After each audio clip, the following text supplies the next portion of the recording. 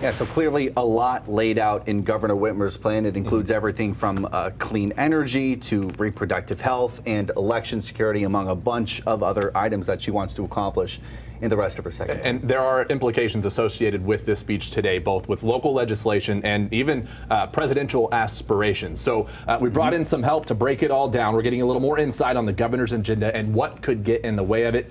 Joining us now, we have John Selleck, Chief Strategist and CEO with Harbor Strategic Public Affairs, who's also spent a lot of time around Michigan politics. John, thank you so much for being here.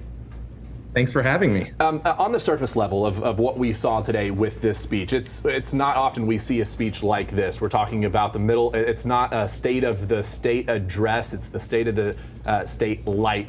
What's your take on this surface level with her speaking to the state today?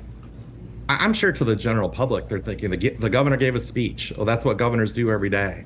But sort of the insiders and the historical watchers, they've never seen anything like this. We haven't seen a governor essentially try to hit the reset button on what generally was already regarded as a successful year for her. So usually the governor would give that state of the state address back in January. That's what she did, where she laid out her priorities. But we've never seen a governor come back in the fall and say, okay, I'm going to do this one more time and try to establish my agenda on the legislature as we go into these last few months.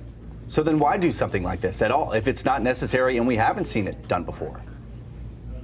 I think there's probably a million reasons, and we could be on TV all night talking about it. First and foremost, the governor has a job to provide leadership, and this is a relatively new legislature. They had a huge rush of success early in the year in passing their agenda. It's been kind of quiet for a lot of months now, so I think she felt she needed to come out and say, here are the things I really want to get done. But then the clock is ticking, not just because they would normally stop working at the end of December for the holidays, but because